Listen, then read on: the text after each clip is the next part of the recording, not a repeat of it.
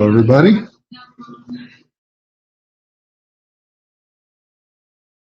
Yeah, texting would be fine, Casey.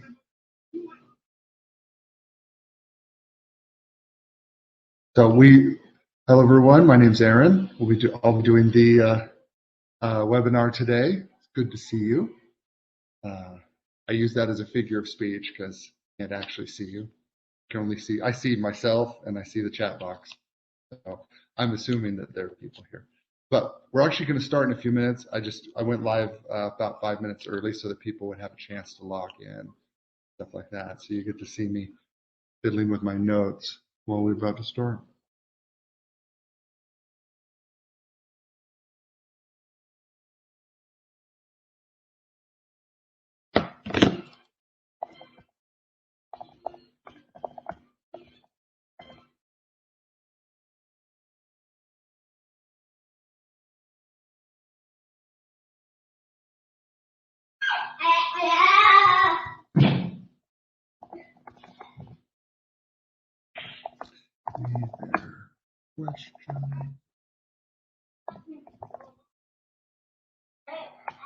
All right, now you may notice that right down there, it has my name listed as Kerry Rogers Whitehead.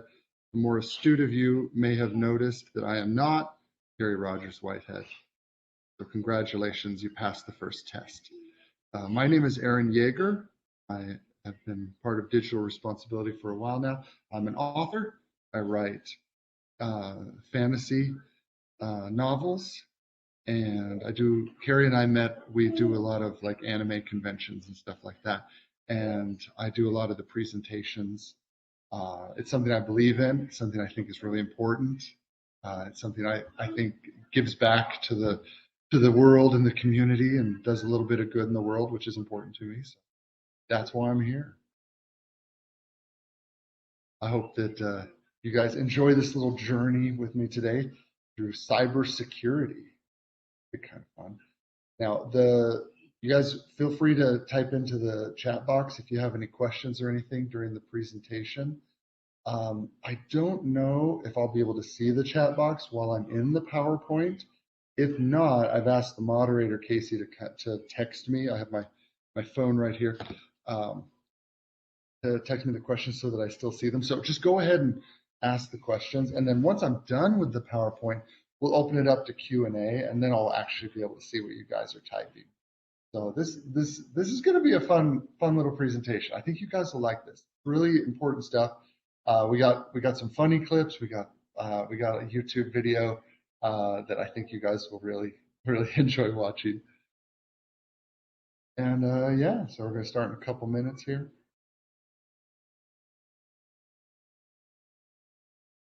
You guys have never done a webinar before. It's really important. Well, chapstick. Keep your lips hydrated. Very important.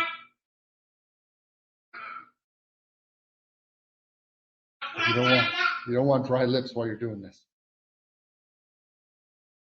Camera here a little bit. The thing is, if I point my camera up too much, then you guys get my kitchen lights. So I'm thinking it's better to cut the top of my head off so that you guys don't have to deal with that. And then I'll just kind of, yeah. It's better when I sit back. But then I kind of loom over you guys. And this is high angle, so it gives me this kind of villain angle, like comic book villain.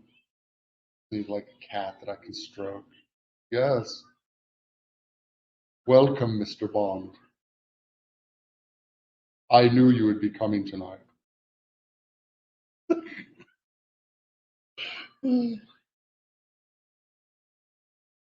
All right. Well, it's 1 o'clock. What do you guys think? Should we start this thing? Yeah. All right. So, firstly, I'm gonna do the share screen button, and hopefully everything will work properly.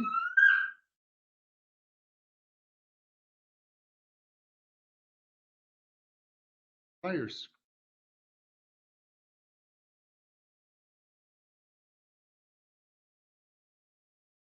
Okay. You guys should be looking at our cybersecurity webinar. So I really hope you guys can see this, because right now All I see is the PowerPoint. I can't see you guys. And so let's hit spacebar, dig into this. So cybersecurity. First thing we need to talk about today is about hackers. How do they think? What do they want? Now, hackers can want a lot of things, right?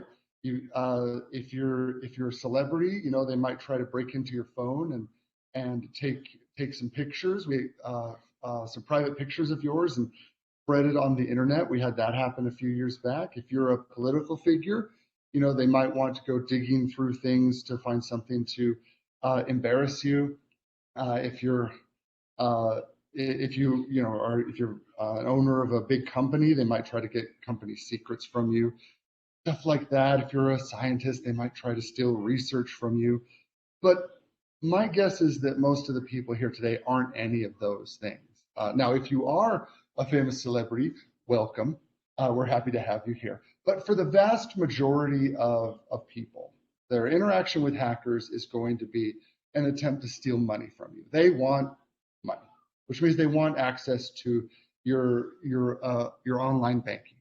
That's going to be their goal is to get money from you. Most hackers are not the stereotypical, you know, super genius living in a basement, although those do exist. A lot of hackers are actually just criminals who are using a script that was written by other people. The things like there are criminal organizations that will actually distribute for a cost packets on how to do these things, and so a lot of the times they're just using a method that someone else developed and they're implementing it themselves. So they're a lot of times they're not quite as tech savvy as you might think they are, but some of them are. And some of them are very, very good, and there is a constant arms race going between hackers and security companies, where hackers will find a new exploit, security companies will patch that exploit, then they go looking for new exploits, and then they patch those new exploits, and then they come up with a new system that is even more protective, and then they find ways around that system, and there's this constant escalation of going on between the companies that provide cybersecurity, the individuals who want to be safe, and the hackers themselves. And so you need to be aware of that escalation. So when you get when you're being asked to update things, a lot of times those are to patch those flaws in the security, or those weaknesses in the security once they've been discovered. So updating your system is actually a lot more important than you might at first think, and we will cover that more as we go along. So hackers want your money. That's what we're going to focus on here today. There are hacktivists who do things for political reasons and stuff like that. It's very unlikely that you'll encounter them as an ordinary person. You're going to encounter thieves. So hackers and thieves are kind of going to be interchangeable, the way I'll use that term for the rest of this presentation. So what you need to understand about hackers is they want to steal money from somebody. They don't necessarily want to steal it just from you. And that's actually good. That's actually in your benefit, because if someone really, really, really wants to steal from you, they're going to be able to do it. This is a principle of home security. No matter how many cameras or how good of a lock you install on your house, if someone really wants to, they can just drive a truck through the front of your house, right? Smash the wall down, go in there and start taking stuff. So if someone really wants to steal from you, they can do it. But don't despair, okay? Because luckily it's actually in your favor, because they don't want to steal from you specifically. They just want to steal from someone, which means if a thief looks at one house that has cameras mounted on the outside, has a really good lock on the door, has, you know, a lot of security systems on the windows, and then their neighbor has none of those things, they're going to go and they're going to steal from the neighbor. So what you can do is, you can't ever make yourself 100% safe from hackers. But what you can do is make yourself undesirable, right? Because they want easy money. They want easy dollars. If they were interested in working hard, they probably wouldn't be thieves in the first place. So that's kind of the principle of security that we're going to proceed with from this point on. Is we're going to be talking about how to make yourself an undesirable target so that they move on to someone else. So next slide here. So usually when they're going to steal from you, they're going to install some form of malware on your computer. Malware stands for malicious software. And there are 4 common varieties of malware. There are viruses, there are worms, there are Trojan horses, and there are bots. And each of those do different things, although in common parlance, people will just say viruses for all of these things when they're actually different things. So let's talk about each one of those. So viruses are programs that attach themselves to other programs. Much like a virus cannot propagate on its own, it has to attach itself to a host cell. Virus programs have to attach themselves to something else. So a virus program will be attached to a music file that you download, or an attachment to an email. It'll attach itself to a picture. They can even be attached to a website, because when you visit a website, it is downloaded. These programs flip their way in that way and try to get on your computer through that method.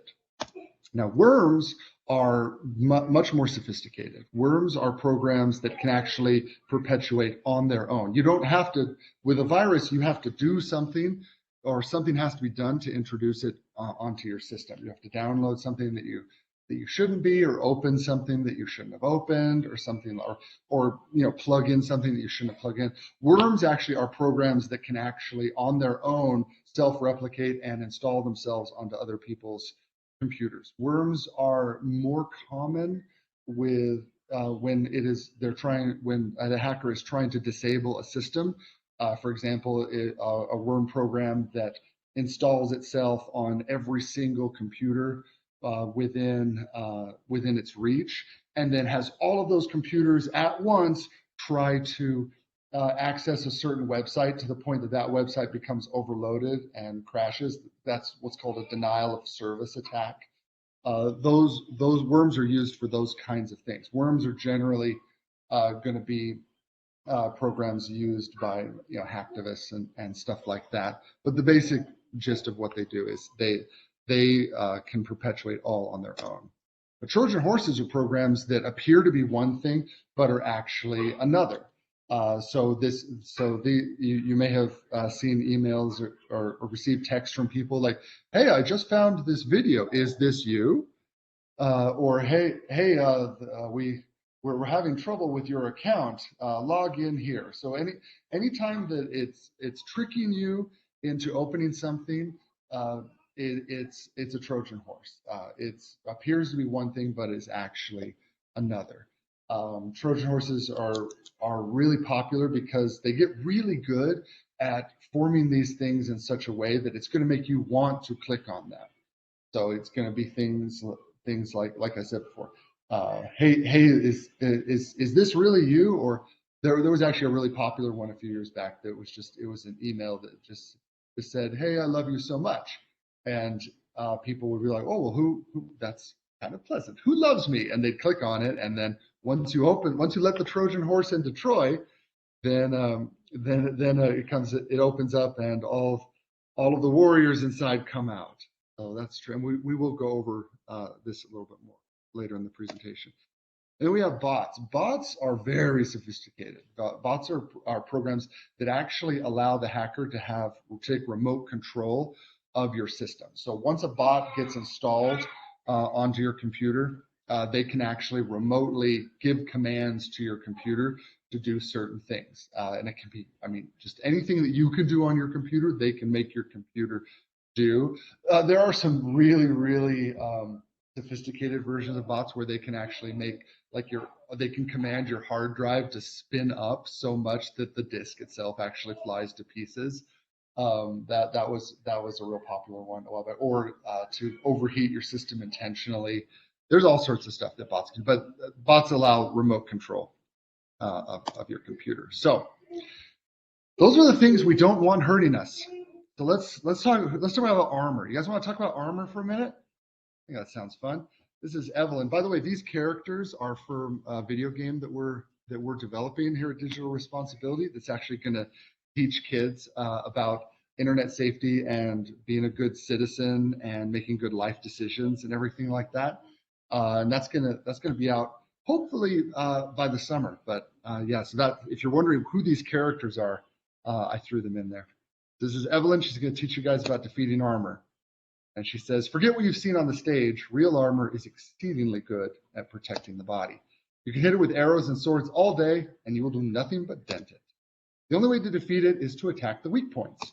So I know I can't see the chat here, but let's just pretend I can. So what are the weak points in a suit of armor? Who knows?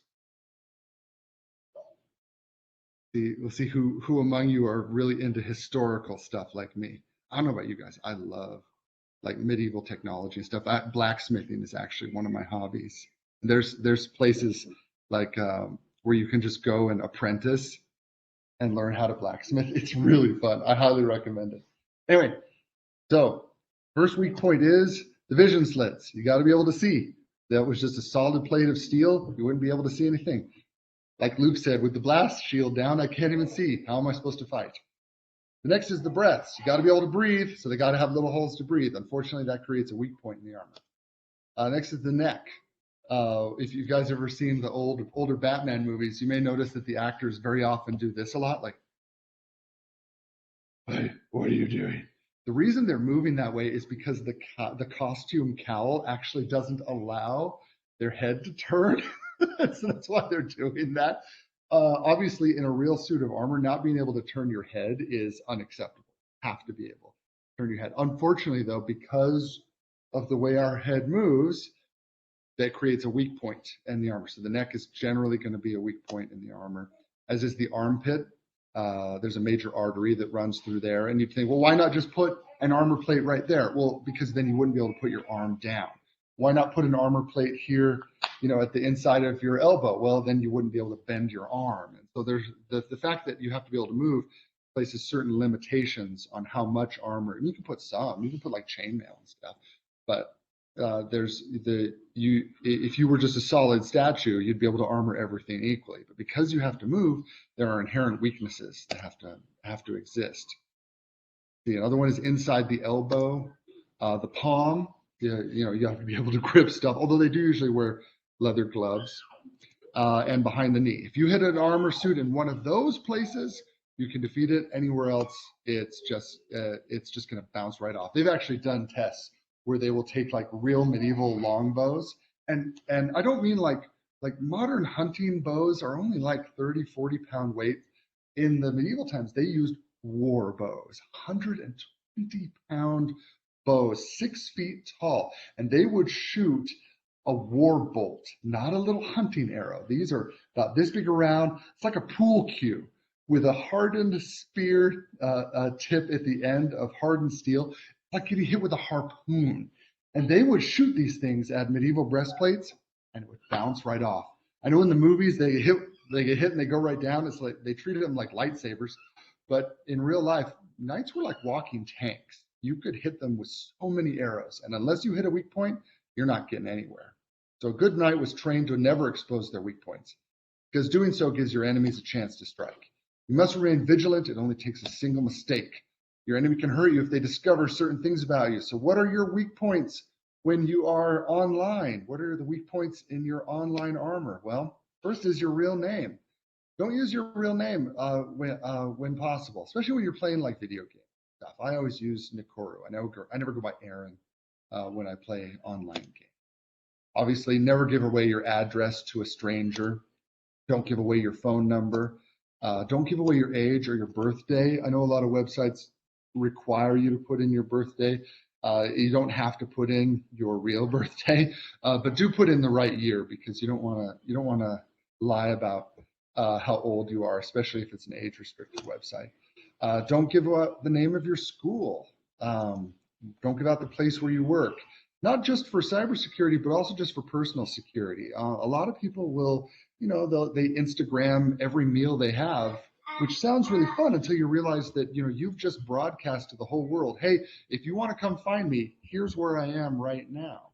And with people with a lot of followers, people who have Twitch channels, YouTube channels, Instagram followers and stuff like that, most of your followers are going to be really good people, but if you have a couple creepers in there, you may not want to be broadcasting your exact location like that. So that can be dangerous. Of course, never give away your social security, credit card numbers. Anyone asks for that, that's an immediate red flag. Disengage with them immediately. Don't give out the names of your family members or your pets, and we'll talk about why later. Obviously, don't give away your passwords. Do not put this information online where people can find it. Be safe. Okay, so let's talk about 8 common password threats. Right? These are ways that hackers are going to get your password. Okay. First is user disclosure. Second is social engineering. Third is phishing. Fourth is keylogging. Fifth is wireless sniffing. Sixth is brute force guessing and dictionary attacks and security questions. And we're going to go over those each. But before we do, I have something fun for you guys. I have a video. So I'm going to play this little video. Hopefully doing this isn't screwing everything up. I'm going to leave the PowerPoint. Okay. And I'm going to go to the video. And I'm going to try to play it. So hopefully, I think I have to share. I came across this house with water dripping from the it's going to show a video. You never know when it's something going like to show this an will happen. ad. So let the Geico insurance agency help you with homeowners insurance. Now, if I had to guess, I'd say somewhere upstairs there's a broken pipe. Bundle and save even more at geico.com. Here we go.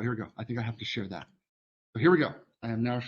Hopefully it's working. We've been hearing a lot about cybersecurity lately, largely because of what happened to Sony. Companies and individuals are more concerned about the safety and privacy of their information than ever. President Obama has unveiled a number of new proposals this week to crack down on hackers, and he plans to address this in the State of the Union speech on Tuesday. And it's great that the government is working on this, but the truth of the matter is we need to do a better job of protecting ourselves. You know, the most popular password in the United States is password 123.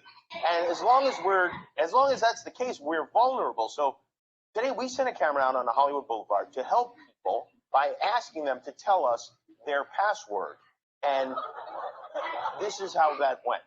We're talking about cybersecurity today and how safe people's passwords are. What is one of your online passwords currently? It is my dog's name and the year I graduated from high school. Oh, what kind of dog do you have? I have a Chihuahua Papillon. And what's his name? Jameson. Jameson. And where did you go to school? I went to school back in Greensburg, Pennsylvania. What school? Hempfield Area Senior High School. Wow. When did you graduate? In 2009. Oh, great.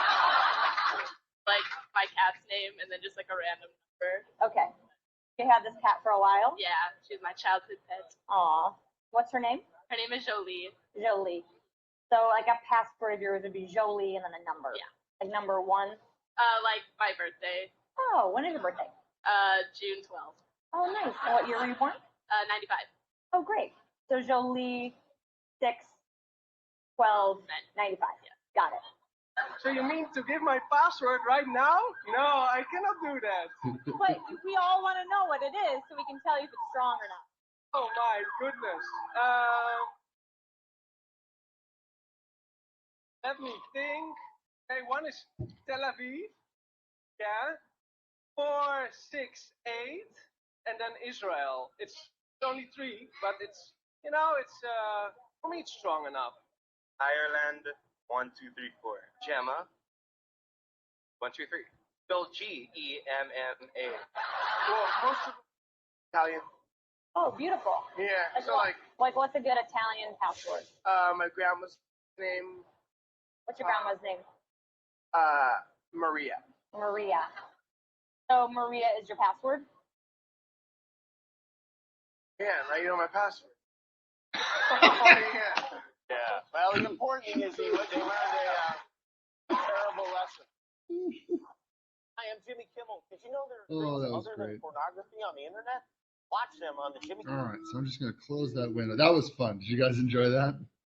So now I need to go back to sharing webinars.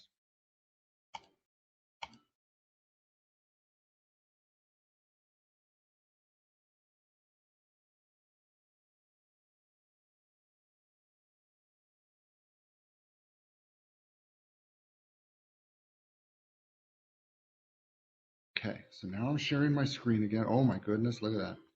So now I should be able to do this. So hopefully this works. All right, so let's advance back to where we should be. So I was about to talk about how the first thing, which is user disclosure, right? And before I showed that video, some of you may have been thinking, okay, it's absurd that someone would just give you their password, right? No one would ever do that. But we showed that video for this very reason, to show that it is shockingly easy to get people to reveal their passwords. And that's honestly what most hacking is. It's not done through the computer. It's done through very old con artist tricks. And so user disclosure, there we go. Now we're in the right slide. User disclosure is actually the most common technique that is normally used at this time. It's really important. So it's really important that you don't text your password or email it to people, especially when, your daughter needs to log into something. She's at home and you're at work. She says, hey, what's your password? Here, I'll text it to you. You need to be really careful about stuff like that, because that text record is now permanent and it's now out there forever. If you have to do something like that, and of course, you only want to share it with a trusted individual. But if you do have to share them, do it over the phone or something, so that there's not a permanent digital record of those things. But generally, you want to avoid that wherever possible. Hackers will call you up and pretend to be someone from your bank, someone from your security agency, someone from your credit card company. Sometimes they'll pretend to be the police. Sometimes they'll pretend to be the IRS. I had one person the other day, they were saying, oh, they got a call from the IRS and they said that they were going to send someone over to my house to arrest me. I'm like, okay, well, first of all, the IRS doesn't call you, they send you letters. Second of all, they don't tell you if they're going to come and arrest you, they just show up. Think of how difficult police work would be if they called every criminal and told them, hey, we're going to come over and arrest you tomorrow at 5 o'clock. So make sure you're home. And then they go to arrest them and no one's there. It's like, oh, shucks, they got us. Maybe we shouldn't have told them they were coming. So yeah, anytime anyone tries to tell you that you're in trouble with the police, you're in trouble with the IRS or anything like that, it's called scareware. And what they're going to try to do is they're going to try and put you in a situation where you're either scared or angry. And that's when people are most easily to manipulate. All cons are kind of center around that idea. You want people to be scared, angry, or greedy. If you can get someone in one of those three states, their emotions are going to override their rationality. That's why most scams and most cons revolve around those three things. Hey, you won a prize. Oh my gosh, I won a prize. I'm so excited. Oh, it's a car. Oh my gosh, a new car. I could totally use a new car. I want that car. I'm greedy. I want that new car. Yes, but we're gonna need to register that car in your name. Oh, okay, that's fine. Here's my name. Oh, we're gonna need to put on the deed the transfer of ownership, your social security number. Oh, okay, here's my social security number. And we need to drive the car to your house. Oh, okay, here's my address. And then what did they just trick you into revealing? All of those things. And then they disappear because there never was a car. All right. By the way, anytime anyone tells you that you won something, and then they ask you for things, especially if they ask you for money for fees and stuff, it's always going to be a scam. Per the laws of our country, if there is a prize giveaway, that you cannot by law require the recipient of the prize to receive anything. So that's called a honeypot scam. Those are really common. They say you won a prize or something like that. Be very, very wary of things like that. Now you will still have to pay tax if it is a real giveaway. You will still have to pay taxes on the prize. So that is unfortunately legit, because that comes from the government and they make the rules. So user disclosure is a huge security risk. You need to, especially if you find yourself emotional in the moment, you need to take a step back and let your rationality go. Wait a minute. Why is this person asking me for these things? Do I even know who this person is? if someone calls you up and says, hey, we're calling from, such and such a company, we need to verify your identity. You're like, well, you called me. Why do I need to disclose those things to you? So you need to be careful with stuff like that. Next is social engineering, which we've kind of already been talking about to a certain extent.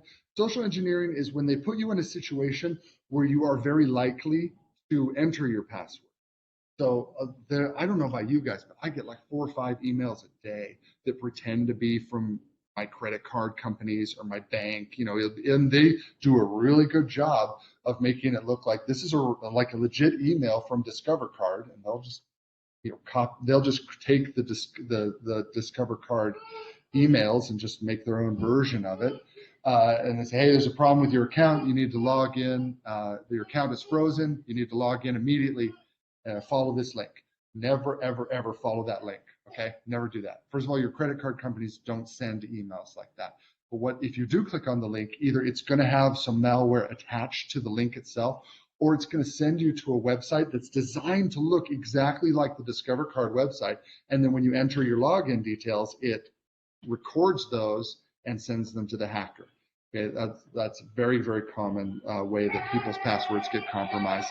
A lot of the times you can know that it's fake just by the simple fact that, well, I don't even bank with Discover Card. Why are they sending me a thing? And that's something you need to understand about hackers is they send these things to everybody. They send hundreds of millions of these, they're called phishing, these phishing emails. And in the hopes that maybe 5 or 6 people will fall for it, because they really don't need that many people to fall for it. If they send 109, what does it cost to send 190 million emails? Nothing really. And if you get 5, 6 people that fall for it, well, there you go. Now you've made your money for the month. And so, like I said before, they don't want to steal from you specifically. They generally just want to steal from somebody. So yeah, any time, and they'll do this with games too. A lot of like MMOs and stuff, World of Warcraft and stuff like that. They will have they'll have dummy sites where you think you're logging into the real game, but you're actually giving your password away to them, and then they'll go into your account, take all of your items, transfer them to other people, and then basically just trash your account. And they don't just do this for fun, although some of them do. There's actually, with a lot of these games that people play for decades at a time, there'll be very sophisticated economic systems. People will pay real money for in-game gems. It was kind of in a lot of ways, MMOs were the very first microtransactions.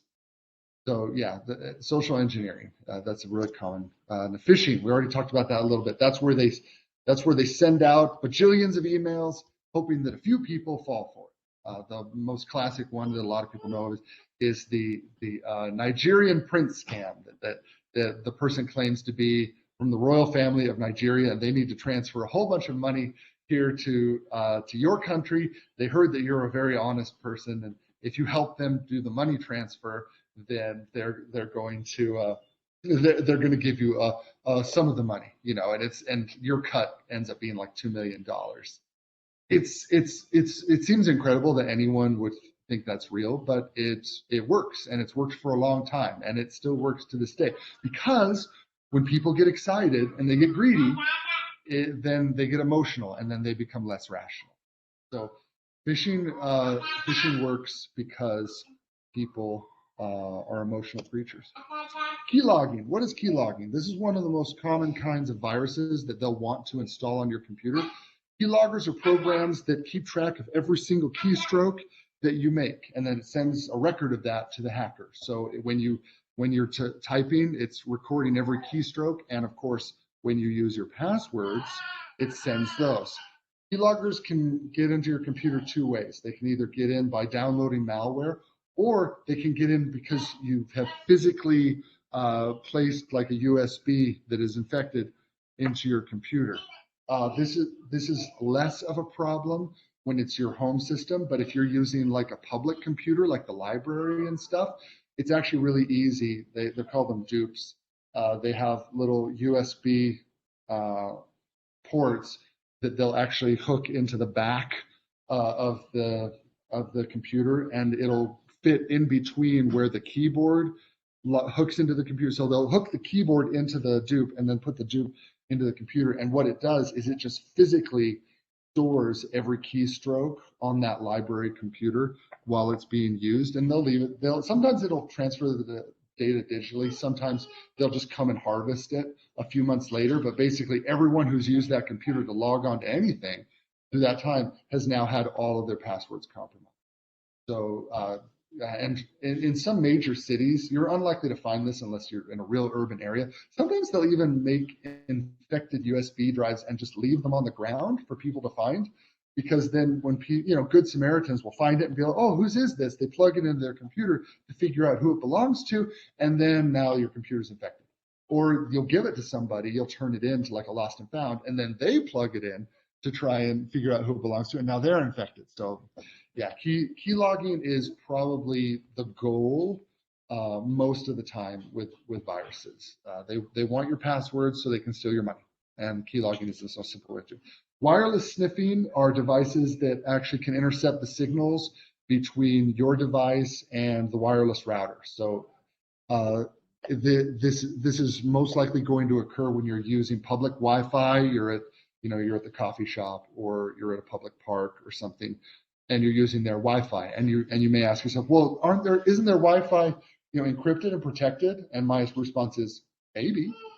Have they downloaded? Has the person in charge of that router, have they downloaded all the most recent patches? Is their security program up to snuff?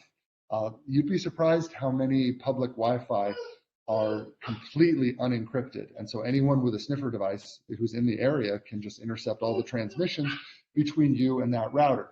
Whenever you're using public Wi-Fi, you want to be careful about logging into sensitive things. Watching YouTube is probably not going to cause a problem, but if you're logging into your bank while you're using public Wi-Fi, that could be a security risk. So you might want to you should limit doing that if it's not a public Wi-Fi that you're at least relatively sure that they're doing their job. Next is brute force guessing.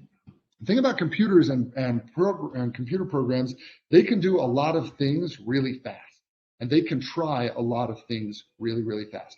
Brute force guessing is quite simply trying every possible combination of numbers and letters hundreds and thousands of times a second to try and stumble onto the correct password. So if this was, to give this an analogy, if this was like a vault, imagine putting in every possible combination on the spinner until you come across the right one. That's essentially brute force guessing. This is why we are encouraged to make strong passwords. On the dark web, criminals sell between themselves lists of the most popular passwords, billions of the most popular passwords. And they have programs that will try every single one of those combinations just to see if any of them work. And they can do that in a very short space of time. So if your password is password 123, I mean, they're going to crack that almost. If it's password backwards, or if it has all caps, it's going to guess that really quickly too. You do not want a password that is common or easy to guess, okay? Because they will try all the most common configurations with their programs, with their brute force guessing programs. That's why we're told, use symbols, use numbers, stuff like that. Because the longer a password is, it becomes algorithmically more difficult to crack. If your password's only 3 characters long, then it's just 2 to the third number of combination, or I guess if it's letters, 26 to the third number of possible combinations of letters, right? But if it's now 10 characters long, now it's 26 to the 10th number. And when you start bringing in uppercase, lowercase letters, numbers, and symbols, now you start getting possible combinations that are so many that it's actually breaching into the quintillions. And those cannot be brute forced in a reasonable amount of time. It would take something crazy like 26,000 years for them to brute force a really strong password. Really strong passwords are going to be just random numbers, random sequences of letters and numbers. So like GH7 +, 2 lowercase s, uppercase J, 075 # -221. That's going to be a beast to remember, but it's not going to get brute forced. Okay, so a strong password will protect you against brute force guessing. It's probably, of all the things I can give you today, this is the one you have the most control over. So have strong passwords and have different passwords for different things. Because if you use the same password for everything, if the password gets compromised in one place, now they have access to everything. And you're like, well, how are they going to get compromised? Well, it happens all the time that big companies get hacked. In fact, hackers spend a lot of time going after like credit card companies and credit reporting agencies. The big three, Equifax, Experian, TransUnion, they get hacked from time to time. It happened just a couple of years ago. Billions of passwords get compromised. And if you don't change your password on a regular basis, then your password is now on a list that's being circulated on the dark web. And it's just a matter of time before some criminal tries your password and gets all of your stuff. So it's not always going to be because you made a mistake. The company you work for might get hacked. Your bank might get hacked.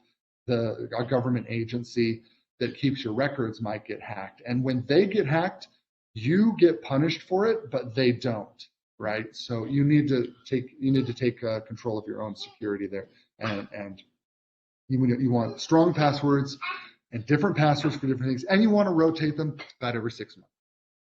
Okay, dictionary attacks. If you think that you have a strong password because you're doing the name of your pet and the date of your pet's birthday, think again.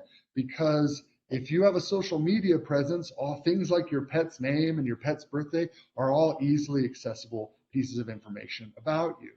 And there are algorithms that will gather together all of the things that you post about on a regular basis. And then it's more directed than a brute force attack. It will take all of the keywords of your interests and try those password combinations. So, if your dog is named Tipper and she was born on December 13th, then, Tipper 1213 is going to be one of the things that dictionary attack programs will try.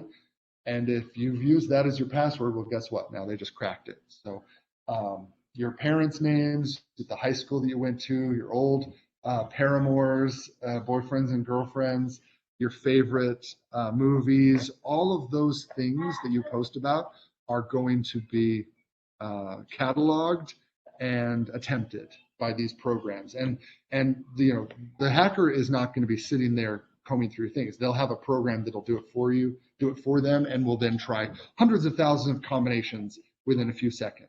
So dictionary attacks, that's another way, another password vulnerability. Then we have the security questions. This is a big one because a lot of times hackers won't try to contact you directly. They will go to Google, they will go to Amazon, they will go to your bank, and they will pretend to be you. And they will try to answer your security questions. And a lot of times these security questions are way easier to hack than your actual passwords themselves. And then once they get the security questions right, then they can just change your password. So, things like your mother's common security questions are like, what's your mother's maiden name? Except that your mother's maiden name is really easy to find online. That's publicly accessible information.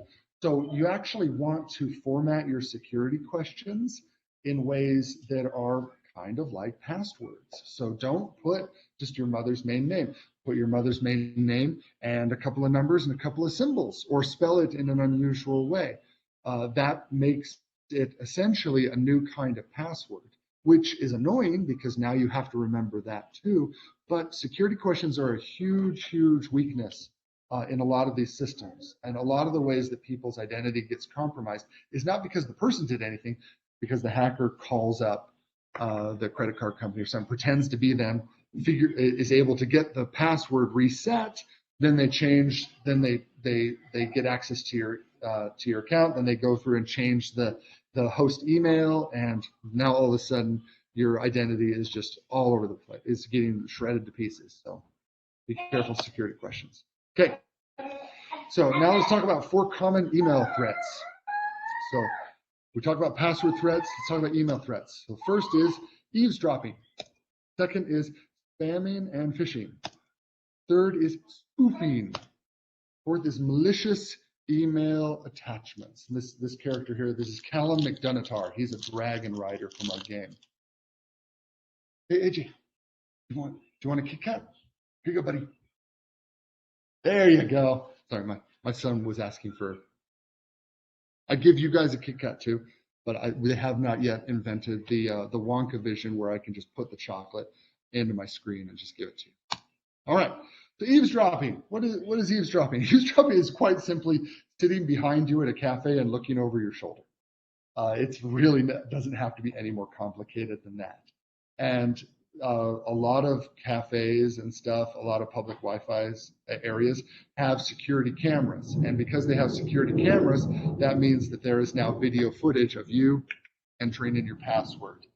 So eavesdropping is something that you need to be aware of and you need to be careful of because you may think, oh, I'm being pretty careful, and maybe you are, but maybe the owner of the or one of the employees of the cafe is going to use that footage against you. So we got a question here from Cynthia. Does a double login such as text to code help to keep you safe? Yes, it does. It helps a lot. So do that whenever it's offered. Okay, spamming and phishing. We've talked about these a little already. Thank you for that question, by the way. That was an excellent question. Spamming and phishing, we've talked about a little. Spamming is when you just send offers to everyone on the planet. Phishing is when you try to get someone in on a scam. A lot of filters. Just there are. If you go through like the spam filter on your email, you'd be amazed at the thousands of emails that are being sent to you probably every day. The filters catch a lot of those things, but when they don't catch them, it's really important to report them. There's an option where you can click on report phishing and stuff. It's important to do that because then that helps update the algorithm on your security companies and whoever your email provider is. They have an algorithm that knows what to look for, and the fact that you're getting a phishing email means that they've found a way through that filter. Updating it means that now that'll be caught from now on. So that's one of the ways you can do your part and report those. Spoofing. We've talked a little about spoofing already. This is where you create a website that looks like a legitimate website but is not. There are ways that you can spot it. If you look at the address bar, you can actually sometimes figure out that this is clearly not coming from Discover Card and stuff like that. But not always. Especially with the rise of VPNs, ISP blockers, and there's a lot of ways that they can dupe where the website is actually being hosted from. I didn't mention this earlier, but a lot of hackers are based overseas. A lot in Russia, India, China, places that have, and because of that, it makes it harder for them to be prosecuted because our police don't have jurisdiction there. So if a hacker does steal from you, it's fairly unlikely that you're going to get that back because the best we can do is send the report over to their police and hope that their police do something about it, which is, they might do nothing. But that's one of the benefits of credit cards is that it is insured against losses. So that's one way you can protect yourself. Just don't get into a lot of credit card debt. Malicious email attachments. This is a big one. Big one. Do not open any attachments from a source you do not trust. Huge one, because like we talked before, they can attach viruses to those attachments. Just by opening the attachment, you can get the virus to download. Trojan Horses, worms, all of those things you can get through email attachments. Email attachments are a huge security risk. Never, ever, ever, ever download, open an attachment from a source you do not trust. Ever. Okay, so we've talked a lot about what can hurt you. Let's talk about things you can do to defend yourself. And for that we have, this is Cosette. She's a knight and she's all ready to go. Look at her shield and sword there. She's going to show you guys how to raise your shield and keep yourself safe against malware. So 5 layers of defense. 1, backing up data. 2, installing a firewall. 3, installing software patches. 4, using antivirus software. 5, user education. Why is backing up data important? Well, because there's things called ransomware, where they will actually go in and the virus will encrypt all of your data, and then they will threaten you. And they will say, if you do not give us some money, we will never unencrypt your files, and everything on your computer, all of your children's photos, all of your work documents, all of your contracts, all of your business deals, everything you need to survive, you will lose. We will essentially wipe your computer clean if you do not pay us. That's called ransomware. They usually go against big companies, but occasionally they will try to use ransomware against individuals. If that happens to you, the best way to protect yourself is to have your data backed up, because if it's backed up, then you can just simply wipe your computer and then reinstall from a previous backup before you were infected. Never, ever, ever pay ransomware people for 2 reasons. 1, because there's no guarantee that if you pay, that they'll actually unencrypt your data. Remember, these are criminals. Why? It's not like they're going to feel bad if they take your money and then leave your files encrypted. 2, because a lot of times if you do pay them, then all they really do is just up the stakes. Okay, we're going to unencrypt some of your stuff, and then now you're going to have to pay us even more, or we won't unencrypt the rest. And they'll escalate, and they'll get more and more money out of people, and they don't feel bad. And if you think for a second that they feel bad about being dishonest, or that they have that you can guilt them into, not ruining your life, think again. These are not individuals that are going to feel bad or lose any sleep at night because you give them a sob story about how they're destroying your life. They don't care. So backing up data, very important. It's annoying. I know everyone's like, I don't want to back up my data. You need to back up your data. Very important. The other reason is just because computers fail. I'm an author, and I'll tell you right now, I've got copies of my book on my work computer. I've got copies of my book on my gaming computer downstairs. I've got 2 USB drives, one in my bedroom and one in my car, that have copies of all of my books on it, because I don't want, if I only have it in one place and that one place gets corrupted, or if it just gets old and fails, now my entire life's work is gone, right?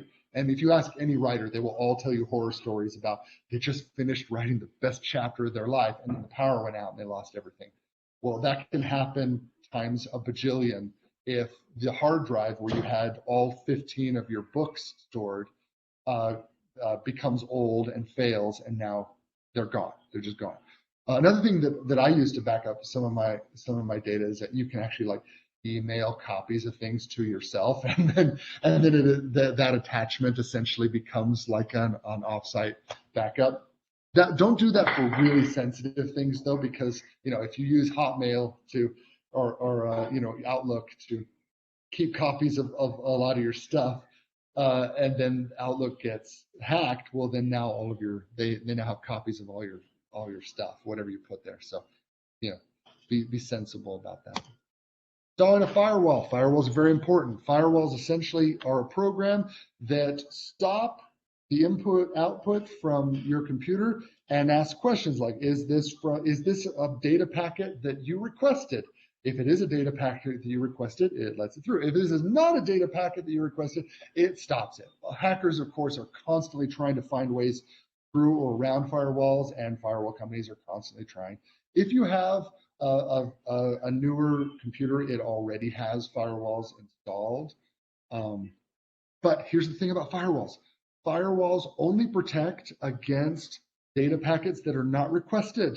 They do not help against data packets that are requested. What do I mean by that? If you click on download, it's going to go through your firewall because you, the user, input that, right? Never download anything from a website that you don't trust. Never download music or videos or pictures from sketchy websites because it's no skin off their back to add in really malicious malware and because what's the worst that's going to happen to them? Oh no, their sketchy website's going to get closed down, and they can open up another one a few days later on a new server. But if they can get malware out there, they can steal money from a lot of people. There are also malicious ads that if you click on an ad, pages have just gobs of ads now. Just clicking on the ad can install itself in and of itself download malware onto your system. So firewalls do not block against things that you click on. So you need to be very careful about what you're clicking on. Software patches. We talked about this a little already. They are really annoying. I know. When it says, hey, we need to restart and do a patch, it just, especially if it's like mandatory, it's like, we are going to turn off your computer in 10 minutes and install the patch. It just makes me rage. But they're really important because those software patches is how those security weaknesses are updated. And if you don't patch, then even very old security breaches that have been patched for years can still be used. This is, by the way, how hackers usually hack very large companies. Is the companies themselves will get very lax in updating their software patches, and then they'll be able to hack these enormous companies with older hacking methods that shouldn't have worked for decades, but do because the company, that's what happened with, I think, Experian, is they just hadn't updated their software in forever. Using antivirus software, very important. Thing that you need to know about antivirus software, though, is you want to get it from a trusted source. As ironic as it is, if you get antivirus software from a sketchy, free, third-party source, it may itself be malware. And so you want to get it from a trusted source. You want to get it from one of the big companies. Norton is famously good, but there's a lot of them out there that you can use that are good. The bigger the antivirus company, the more incentive they have to make a quality product.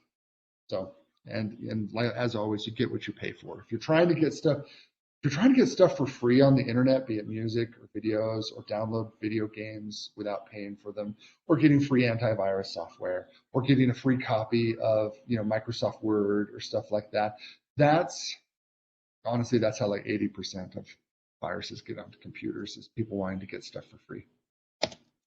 User education. That's why we're here today. You guys have hopefully learned a lot of things to look out for. The best protection you have is just to be educated about how hackers work, what their objectives are, and what they're trying to accomplish.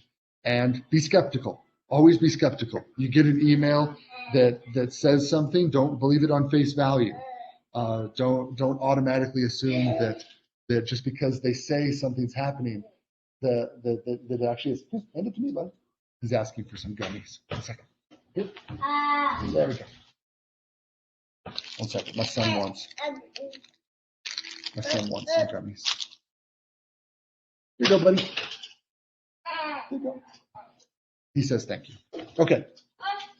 So yeah, user education. And there's a lot of we have a lot of resources here with digital responsibility. We have these webinars. We have a lot of stuff on our website. There's a lot of stuff on YouTube that's really, really good that you can watch. Before I forget to plug it, our next webinar is going to be December 14th at 1 p.m. called iPhone, Switches, and Games. Oh my! It's a great resource for parents about gifts for the holidays and just generally buying devices for your kids. So make sure to come to that. All right, that is our presentation. Yeah. Now, okay. Gotta go. Now Close that, and then I should be able to stop sharing screen, right? Should be able to do that. Okay, hopefully that worked. All right. Oh, good. Casey actually put the link there. So we've got a few minutes left. I want to thank everybody for joining me here today. I hope that was fun for you guys. I certainly had a good time. Hope you guys enjoyed my little PowerPoint presentation that I put together. If anyone has any questions, go ahead and shoot. I can now see the chat box. So, oh, you want to meet my son? Everybody. This is Aaron Jr. We call him AJ. My little redhead. He's 2 years old. AJ, can you say hi? Say hi? Yeah. Oh, you just want a hug. Okay. Oh, there we go. Little hugs from little redheaded boys are the best hugs. If you can get one, I highly recommend yourself a hug from redhead. Yeah.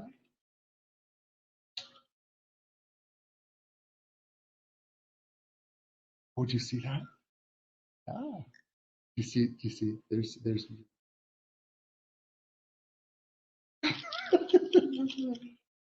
all right. Well, I don't see any questions, so I'll just thank you guys for coming. AJ says thank you for coming as well. I had a lot of fun, and we hope to see you guys next time. Bye, everybody.